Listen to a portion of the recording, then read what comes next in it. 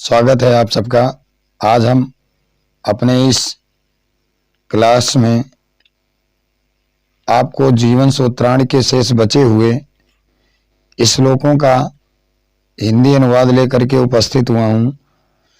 जैसा कि इसके पहले हमने अपने पूर्ववत क्लास में जीवन सूत्राणि के 4 श्लोकों की क्लास लेकर के हमने चारों श्लोकों का हिंदी अनुवाद आपको भावार्थ, शब्दार्थ और हिंदी अनुवाद के रूप में पढ़ाया था। उसी क्रम में शेष बचे हुए आज श्लोकों का हम हिंदी अनुवाद पढ़ाने चल रहे हैं। तो आइए ज्यादा समय न लेते हुए हम सीधे इस श्लोक पर पहुंचते हैं। और जैसा कि आप देख रहे हैं, आप तक पहुंचाने के लिए हमने इसका एक सटीक तरीका यह निकाला है कि हमने सारे श्लोकों का यहाँ पर लेखन कार्य किया है बोर्ड पर, और इसका एक एक शब्द का अर्थ आप तक कैसे पहुंचे, इसके लिए हमने एक एक श्लोक को बड़ी ही स्पष्टता के साथ बोर्ड पर हमने लिखा है। तो आइए उसका हम अर्थ समझते हैं। अर्थ समझते हुए एक एक श्लोक में कौन किससे क्या कह रहा है और कौन कौन से प्रश्न बन सकते हैं उसको भी हम देखेंगे। ठीक, तो आइए ज्यादा समय न लेते हुए हम उसको पढ़ते हैं। तो देखिए, इसमें जीवन सूत्राणि का पहला श्लोक यानी जीवन सूत्राणि के पाठ के क्रम में यहाँ पर 5वां श्लोक है। इसके पहले हमने 4 श्लोक पढ़ाया है। तो देखिए पहले आप समझ लीजिए इस श्लोक में यक्ष के द्वारा, ठीक, इस श्लोक में यक्ष के द्वारा प्रश्न किया गया है। यक्ष के द्वारा प्रश्न किया गया है। तो दूसरे उत्तर में युधिष्ठिर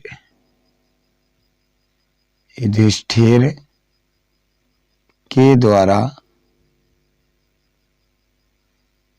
उत्तर दिया गया है। मतलब पहले श्लोक में जो 5वां श्लोक है उसमें यक्ष के द्वारा प्रश्न किया गया है और युधिष्ठिर यानी धर्मराज युधिष्ठिर के द्वारा उनके किए गए प्रश्नों का उत्तर दिया गया है। तो आइए हम देखते हैं कि यक्ष ने प्रश्न क्या किया है। तो देखिए, श्लोक के रूप में लिखा गया है, किंचिद एकम पदम धार्म्यम किंचिद एकम पदम यशः, और किंचिद एकम पदम, ठीक, स्वर्गम किंचिद एकम पदम सुखम। ठीक, तो ये तो था श्लोक। किंचिद एकम पदम धार्म्यम किंचिद एकम पदम यशः किंचिद एकम पदम स्वर्गम किंचिद एकम पदम सुखम। ठीक, अब यहां पर देखिए, किम माने क्या, शुद्ध माने है, एकम माने एक। इसको थोड़ा अलग करके देखते हैं, यानी इसी को हम यहाँ पर अलग कर लेते हैं, एक शब्द को उसके बाद अर्थ लिखे। देखिए, पहला है किम,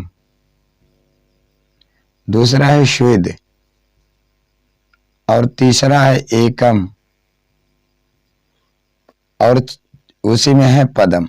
इतने शब्द। देखिए, किम माने क्या, शुद्ध माने है, एकम माने एक, पदम माने आधार। ठीक, अब क्लियर हो गया होगा। किम माने क्या, शुद्ध माने है, एकम माने एक, आधार माने आधार। मतलब क्या है, एक आधार। यानी यहां से देखिए इसका अर्थ हो जाएगा क्या, किम माने क्या, शुद्ध माने है, एकम माने, देखो दा पर एक ही मात्रा लगी है, ठीक, तो एक हो गया। किंचिद यानी किंचिद क्या है, एक, यहां पर एक, पदम माने आधार, क्या है एक आधार, धार्म्यम माने धर्म का, मतलब धर्म का एक आधार क्या है, यानी क्या है आधार धर्म का। एक आधार वह कौन सा है जो धर्म का है। और किंचिद एकम पदम यशः, किम माने क्या, शुद्ध माने है, एकम माने एक, पदम माने आधार, यशा माने यश का, कीर्ति का, मतलब यश का एक आधार क्या है। तो यहाँ पर देखिए पहला प्रश्न हो गया, दूसरा प्रश्न हो गया, यानी यक्ष के द्वारा पहला प्रश्न किया गया, दूसरा प्रश्न किएगा। पुनः देख लेते हैं, किंचिद एकम पदम धर्म्यम, क्या है एक आधार धर्म का, किंचिद एकम पदम यशः, यानी क्या है एक आधार यश का। ठीक, क्लियर। किम माने क्या, शुद्ध माने है, एकम माने एक, पदम माने आधार, यश माने यश का, क्या है एक आधार धर्म यानी यश का। और किंचिद एकम पदम स्वर्गम, किम माने क्या, शुद्ध माने है, एकम माने एक, पदम माने आधार, क्या है एक आधार स्वर्ग का, मतलब स्वर्ग का एक आधार। तो ये हो गया तीसरा प्रश्न। ठीक, और किंचिद पदम सुखम, किम माने क्या, शुद्ध माने है, एकम माने एक, पदम माने पद, आधार माने, यानी पद माने आधार, सुखम माने सुख का, मतलब क्या है एक आधार सुख का, कि सुख किससे प्राप्त होता है, मतलब सुख पाने का आधार क्या है। तो यहाँ पर ये हो गया चौथा प्रश्न। ठीक, तो यानी यक्ष ने एक श्लोक में युधिष्ठिर के लिए 4 प्रश्न किया है। तो चारों प्रश्नों का उत्तर युधिष्ठिर क्या दे रहे हैं, देखिए, दाक्षमेकं पदम धार्म्यम, दानमेकं पदम यशः, सत्यमेकं पदम स्वर्गम, शीलमेकं पदम सुखम। अब देखिए दाक्षमेकं पदम, मतलब दाक्ष माने दक्षता, चतुरता, चालाकी। ठीक, अब यहाँ पर क्या है, दाक्ष्यम एकम पदम धार्म्यम।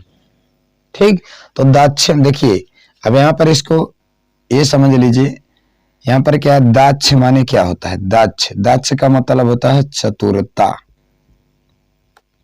मतलब चालाकी आप कह लीजिए। ठीक, एकम माने एक, पदम माने आधार, धर्म माने धर्म, मतलब धर्म का जो एक आधार हो क्या है, चतुरता है। ठीक, धर्म का एक आधार क्या हो गया, चतुरता। यहाँ क्लियर हो जाए, दाक्ष माने दक्षता, एकम माने एक, पदम माने पद, आधार, धर्म माने धर्म का, यानी दक्षता जो है, यानी क्या है, चतुरता जो है, वही एक आधार क्या है, धर्म का है। ठीक, तो यहाँ पर पहला युधिष्ठिर ने उत्तर दिया, यानी धर्म का आधार क्या है, चतुरता है, यानी दक्षता है।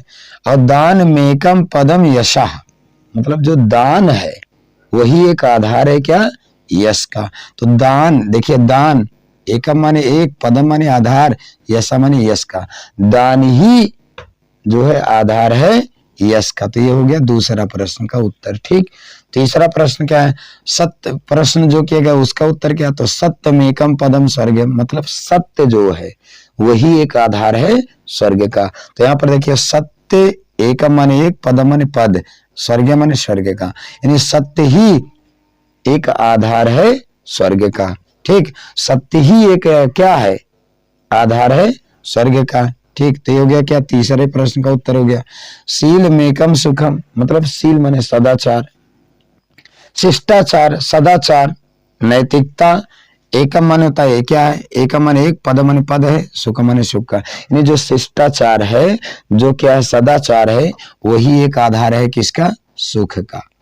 ठीक, यानी जो सुख का क्या है, सुख का जो आधार क्या है, सुख का आधार है शिष्टाचार, व्यवहार, सम्मान, ये सब क्या है, एकम माने एक, पदम माने होता पद, सुख माने सुख का, यानी सुख का, संतोष का, यानी क्या है, तो जो आधार है वह क्या है, यानी ठीक, तो सुख का एक आधार मात्र क्या है, शील, शिष्टाचार, यानी जो शील है, सदाचार है, वही एक आधार है किसका, सुख का। तो ये चौथे प्रश्न का उत्तर हो गया। ठीक, तो युधिष्ठिर ने चारों प्रश्नों का उत्तर ही बताया। अब इसको हम थोड़ा और स्पीड में देखें, यानी यक्ष ने क्या कहा, यक्ष ने कहा क्या है एक आधार धर्म का, दूसरा फिर क्या है, किमसे दिया, क्या है एक आधार जो है यश का। ठीक, तीसरा प्रश्न किया क्या है एक आधार स्वर्ग का, और चौथा प्रश्न किया क्या है एक आधार, यानी क्या है सुख माने सुख का। उसी क्रम में क्या है, युधिष्ठिर ने उत्तर दिया, यानी दक्षता माने चतुराई, चालाकी, चंचलता, और क्या है चतुरता जो है वही एक आधार क्या है, धर्म का है। और दान ही एक आधार है यश का, और सत्यम एकम पदम, सत्य ही एक आधार है स्वर्ग का। उसके बाद शील एकम पदम स्वर्गम, यानी सुखम, यानी शिष्टाचार, यानी शील जो होता है सदाचार ही एक आधार है जो है वो सुख का। तो यानी ये दोनों के श्लोक का हमने यहाँ पर अर्थ बता दिया। उसी क्रम में अगला जो श्लोक है वह है धान्य उत्तमम किंचिद धनानाम स्यात् किम उत्तमम लाभानाम उत्तमम किम स्यात् और सुखानाम स्यात् किम उत्तमम धान्यानाम उत्तमम दाक्ष्यम धान्यानाम उत्तमम श्रुतम और लाभानाम उत्तमम श्रेयम आरोग्यम सुखानाम तुष्टिरुत्तमम मतलब संतुष्टि। देखिए धान्य नाम उत्तमम, धान्य माने धनों में, उत्तम माने होता है श्रेष्ठ। अब यहाँ पर इसको भी थोड़ा देख लीजिए कि धनों में क्या है श्रेष्ठ, ठीक, धनों में क्या है, तो इसको भी थोड़ा हम अलग करके देख लेते हैं। तो यहाँ पर देखिए इस श्लोक में यक्ष के द्वारा, ठीक, इस श्लोक में यक्ष के द्वारा क्या किया गया, प्रश्न किया गया, यानी यह श्लोक यक्ष के द्वारा प्रश्न के रूप में है, यानी यक्ष के द्वारा प्रश्न के रूप में है। और ये श्लोक जो है युधिष्ठिर के द्वारा उत्तर स्वरूप है, मतलब इन्हीं के प्रश्नों का उत्तर युधिष्ठिर के रूप में। तो यहाँ पर देखिए इसको थोड़ा अलग करके हम देख लेते हैं कि इसमें क्या है। जैसे धान्य नाम उत्तमा, तो यहाँ पर इसको देखिए धान्य नाम, ठीक, धान्य नाम उत्तमम, ठीक है ना, यहाँ उत्तम। अब यहाँ पर देखिए धान्य नाम मतलब धनों में, धान्य नाम, तो इसको अलग करें धान्य नाम, ठीक है, ये हो गया नाम। उसके बाद दूसरा बनेगा उत्तमा, उत्तमम, ठीक है ना, उत्तमम। तो यहाँ पर क्या हो जाए धान्य नाम धनों में, उत्तमम माने श्रेष्ठ, उत्तमम माने श्रेष्ठ। अब इसका मतलब क्या हो गया धनों में, धनों में श्रेष्ठ, ठीक। धान्य नाम का मतलब क्या हो गया धनों में, उत्तमम माने होता है उत्तम श्रेष्ठ, ठीक, यानी धनों में कौन सा धन श्रेष्ठ है। तो यहाँ पर देखिए किमसिद है, किमसिद धाना ना, देखिए धान्य नाम उत्तमम किमसिद मतलब धान्य नाम धनों में श्रेष्ठ है क्या, धना नाम स्यात् किम उत्तमम धनों में उत्तम हो जाता है क्या, स्यात् माने धना नाम धनों में, स्यात् माने होता है, किम उत्तमम माने होता है क्या उत्तम होता है, यानी धनों में कौन सा धन क्या है उत्तम होता है, श्रेष्ठ होता है।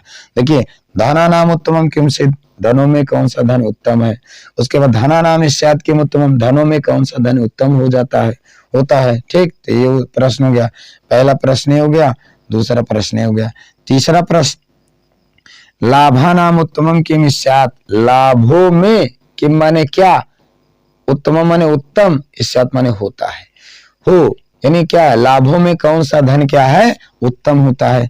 और सुखा नाम स्यात् उत्तमम सुखों में कौन सा सुख उत्तम होता है, श्रेष्ठ होता है, मतलब सुखों में कौन सा सुख उत्तम होता है। तो देखिए पहला प्रश्न, दूसरा प्रश्न, तीसरा प्रश्न और ये चौथा प्रश्न। एक बार पुनः धान्य नाम उत्तम धनों में कौन सा धन उत्तम, ठीक, धना नाम स्यात् किम उत्तम धनों में कौन सा धन क्या है उत्तम। और लाभा नाम किम स्यात् लाभों में कौन सा क्या है लाभ, स्यात् माने श्रेष्ठ है। उसके बाद क्या सुखा नाम स्यात् किम उत्तम सुखों में कौन सा सुख श्रेष्ठ है। तो यहाँ पर प्रश्न का उत्तर देते हुए युधिष्ठिर कह रहे हैं धान्य नाम उत्तमम दाक्ष्यम, दाक्ष्यम माने चतुरता, चालाकी, चंचलता, ठीक। अब यहाँ पर फिर क्या गया धान्य नाम उत्तमम धनों में, उत्तम माने श्रेष्ठ, दाक्ष्यम माने होता है क्या, यानी क्या धनों में, यानी जो उत्तम है श्रेष्ठ है वो क्या है दक्षता है, कुशलता है, ठीक, चतुरता है। उसके बाद धना नाम उत्तमम श्रुतम मतलब धनों में उत्तम जो है श्रुतम माने सुनना होता है, स्मरण करना, याद करना, सुनना, ठीक, यानी क्या श्रुतम माने होता है सुनना, सुनना यानी क्या सुनना वेदों को सुनना, ठीक। उसके बाद फिर क्या है लाभा नाम श्रेष्ठ आरोग्यम लाभों में श्रेष्ठ, लाभा नाम लाभों में श्रेष्ठ, श्रेष्ठ माने होता है श्रेष्ठ, आरोग्यम माने होता है निरोगी होना, यानी क्या बिना रोग के यानी स्वस्थ होना, आपके लिए जो स्वस्थ, ठीक। यानी यहाँ पर प्रश्न यानी क्या किया गया तो उसका उत्तर है लाभा नाम लाभों में श्रेष्ठ माने श्रेय माने होता है श्रेष्ठ, आरोग्य माने होता है निरोगी होना, यानी लाभों में श्रेष्ठ जो होता है निरोगी होना। और सुखा नाम संतुष्ट तुष्टिरुत्तमा, और सुखों में जो संतुष्टि होती, जो संतुष्ट होता है, जो आत्मा को संतुष्टि प्राप्त होती है वही श्रेष्ठ होता है, यानी जो संतुष्टि होती है। तो यहाँ पर देखिए धनानाम उत्तमम, धनों में दक्षता, दक्षम मतलब दक्षता उत्तम है, और धनानाम उत्तम श्रुतम, धनों में उत्तम क्या है, धान्यानाम उत्तमम, धनों में भी उत्तम कौन है, तो यानी क्या श्रुतम माने सुनना होता है। उसके बाद लाभानाम श्रेष्ठ आरोग्यम, लाभों में श्रेष्ठ जो होता है वह स्वास्थ्य होता है, कि आप स्वस्थ, आपका स्वस्थ यानी जो स्वास्थ्य है अच्छा हो, तो यानी क्या है वो श्रेष्ठ है। ठीक, लाभों में श्रेष्ठ यही है कि आप निरोगी हो। और सुखानाम तुष्टि, यानी क्या है सुखों में जो संतुष्टि होती है वही सबसे श्रेष्ठ होती है। इसीलिए कहा गया है संतोषम परम सुखम, संतुष्टि ही सबसे श्रेष्ठ सुख है। ठीक, अब उसी क्रम में अगला जो श्लोक है वह है किम्नु हित्वा प्रियो भवत्, किम्नु हित्वा नाशोचत, किम्नु हित्वार्थान भवत्, किम्नु हित्वा सुखी भवेत्। ठीक, मानम हित्वा प्रियो भवत्, क्रोधम हित्वा नाशोचत, कामम हित्वा अर्थनम भवत्, लोभम हित्वा सुखी भवेत्। इंसान जब लालच छोड़ देता है तो संसार में उसको सभी सुख की प्राप्ति होती है। तो देखिए इसमें भी वही हुआ है, श्रेष्ठ जो श्लोक है इसमें भी यक्ष के द्वारा प्रश्न किया गया है, इसमें भी यक्ष के द्वारा ही प्रश्न किया गया है, और इसमें युधिष्ठिर के द्वारा जो है वह उत्तर दिया गया है।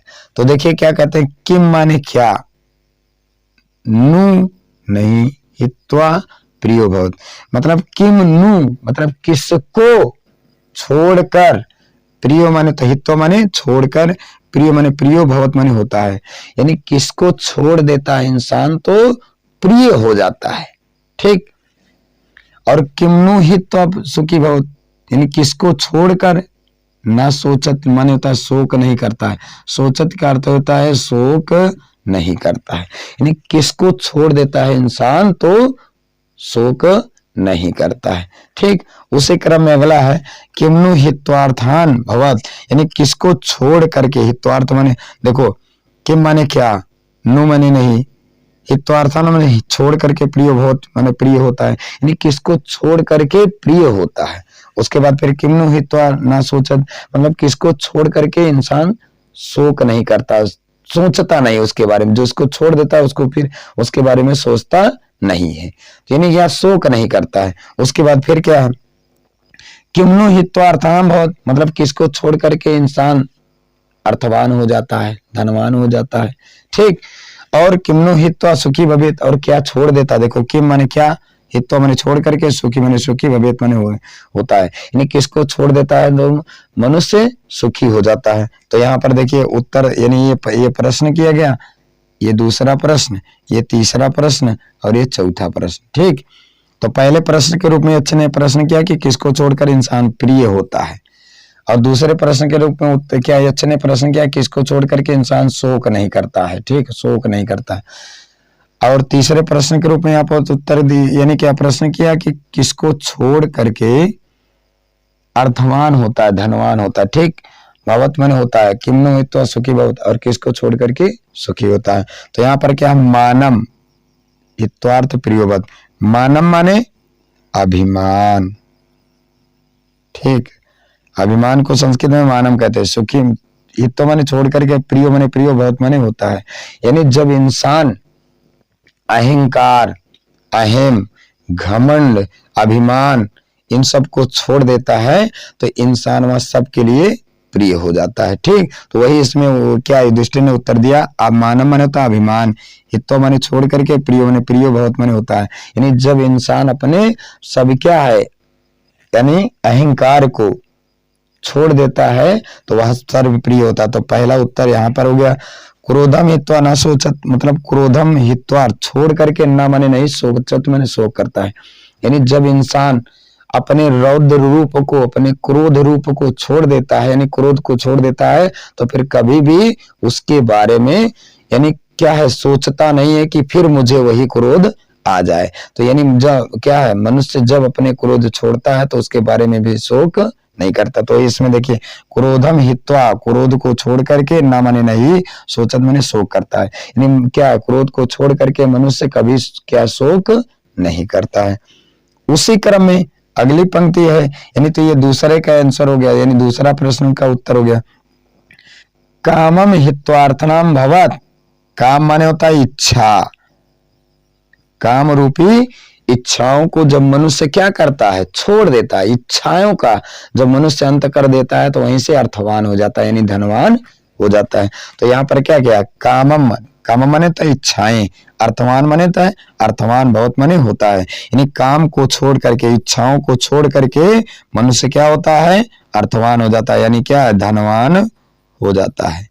यानी जिस दिन मनुष्य अपनी इच्छाओं का अंत कर देता है उसी दिन से मनुष्य क्या करता है, उन्नतिशील बन जाता है, यानी धनवान हो जाता है। फिर क्या है, लोभम हित्वा सुखी भवेत्, लोभ माने होता है लालच, लालच, हित्वा माने छोड़ करके, सुखी माने सुखी, भवेत् माने होता है। यानी जिस दिन, और क्या है, मनुष्य जिस दिन अपने सभी प्रकार के क्या लालच को छोड़ देता है उसी दिन से वह संसार में सुखी हो जाता है। तो यहाँ पर यानी जो क्या चौथा उत्तर दिया, यहाँ पर ये युधिष्ठिर ने कहा यानी लालच को छोड़ करके इंसान सुखी होता है, और तीसरा उत्तर का दिया कि इच्छाओं को हनन करके, इच्छाओं का अंत करके मनुष्य क्या होता है, धनवान होता है।